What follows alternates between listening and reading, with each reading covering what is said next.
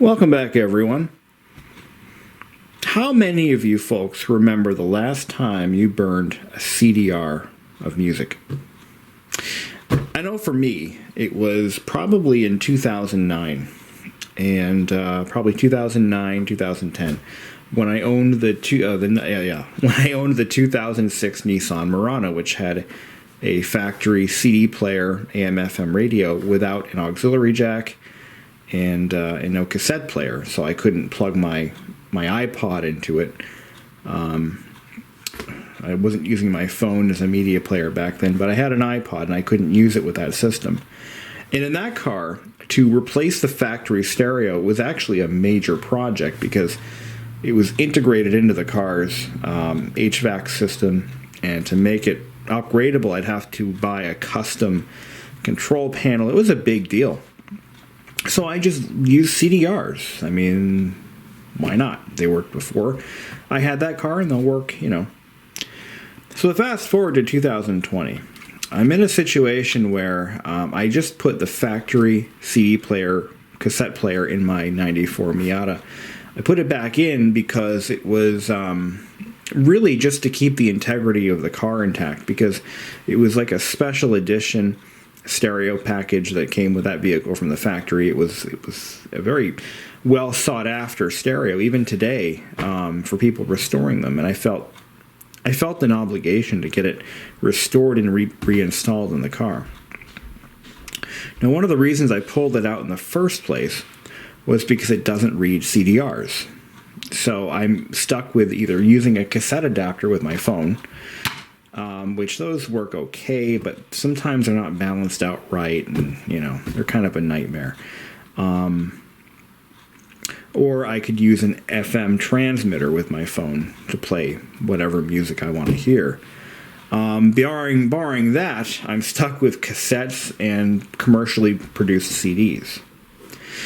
And I didn't really think much of it until now, because I took the stereo out and put in a modern Bluetooth CD MP3, whole 9 yards. A nice, actually pretty decent Kenwood Exelon head unit that I put in there. And that solved the problem, but now that I'm trying to go back to the car's originality, and back to the scenario where I have to use adapters and that are kludgy, I've got to use commercially produced CDs, it's like, what the hell? So then I did some research, and it turns out that you can make those old CD players, they will read burned CDs, but they won't read a 700 megabyte CD. They'll read a 650, but not a 700. Now, when's the last time you saw a 650 megabyte CDR for sale in your local store? For me, it's been, many, many, many years. But the good news is there's a lot of these that were overproduced, and you can still buy them on eBay. And that's exactly what this is a sealed package of light-on 650s. And I decided I'm going to try it. I bought a spindle of 10 to try this out, see if it works. I made a CD of an MP. I'm still using iTunes. Don't judge me. I've been using iTunes since 2008, and I'm not going to change now. But I went ahead and I burned a Blue Oyster Cult CD. It seems fitting, given the circumstances around what's going on in the world today with COVID-19. If you've ever seen the movie The Stand by Stephen King, it's actually the only place I can find it now is on YouTube, of all places, because it was never released to DVD or VHS, as far as I know. But it's out there on YouTube, and you can watch it. But it actually it uses a particular track from the Blue Oyster Cult discography, and that is "Don't Fear the Reaper." In one particular scene where I believe it was in the beginning of the movie, when patient Zero was leaving the facility where he got infected, and he started spreading it around. But anyway, I felt, what the heck? That's a good one to burn. So let's do that. Let's pop this guy out. I use an external CD-ROM drive for this computer, and it's kind of a pain. I only take this thing out when I use it, when I need it. Otherwise, it sits in the laptop bag. But it's one of those cheapy verbatim. Now, one of the things I did, and this is a tip that I found pretty consistently in the tips section of wherever I found this information out, and that is to burn it at a low speed. At a low speed. So I burned it at 8x, which may not be low enough. But if this disc plays in our 1994 Pioneer head unit, we're good to go. And I can start making some mix CDs to play with the top down, you know, having fun, cruising the coast, whatever. If you watch my previous video, the misadventures of the injector cleaning process, you've probably noticed how I drained the battery completely. It's now fully charged. Now, yes, draining a battery completely flat is a good way to destroy a perfectly good battery. But you can do that once or twice before you really, I mean, I've done it before inadvertently. The battery that's in this car is only about a year or two old, 2 years old, I think. And I'm not worried about damaging it. I mean, I won't do this again, but I just want to point that out. It sat with a tender on it the entire winter storage period, and but yeah, we just ended up flattening the sucker. Left the door open. Door ajar. Damn. Gets you every time. Okay. Let's see what happens. Okay, so let's take a look. See. Alright, here we go. Will it play a burned CDR? No bueno. No, ma'am. She won't burn. She won't read. Oh well. That was a good try though. I could try again, maybe at like 2x.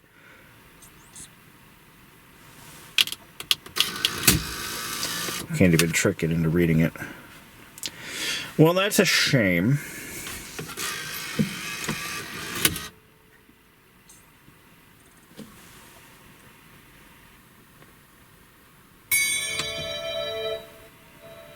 Now to turn this CD player off, you press the source you're currently on again, and it shuts it off. Just FYI. All right, so it didn't work. It failed.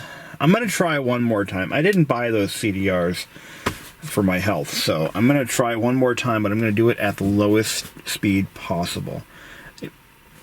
It might work.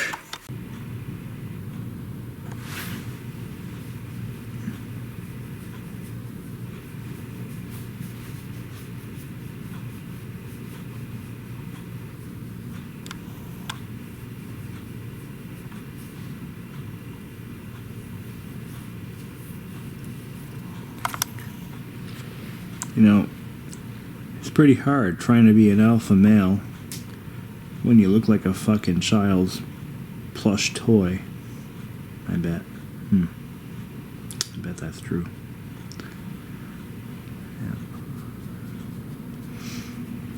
Yeah. They're like, oh, roar, take me seriously. I could kill you. Oh, but you're so cute. I could cuddle you all day.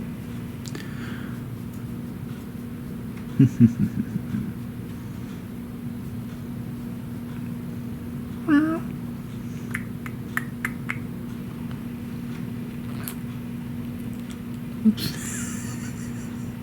I'm looking through the camera viewfinder. I can only see in one dimension, or 2 dimensions. Almost put my finger in his little mouth.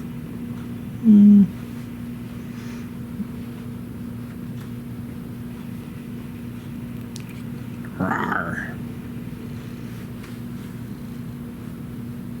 Oh, really? I could kill you with one swipe of my claw.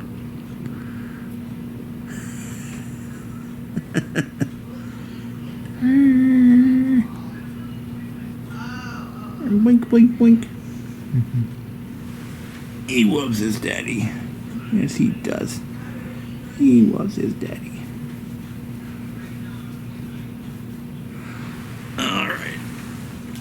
see if this works. Burned at 1x. So we'll see how that goes. Yeah, it's shiny. You like that? Shiny. Okay. This is it. If this doesn't work, I'm giving up, man. And we're just going to use the cassette adapter from now on.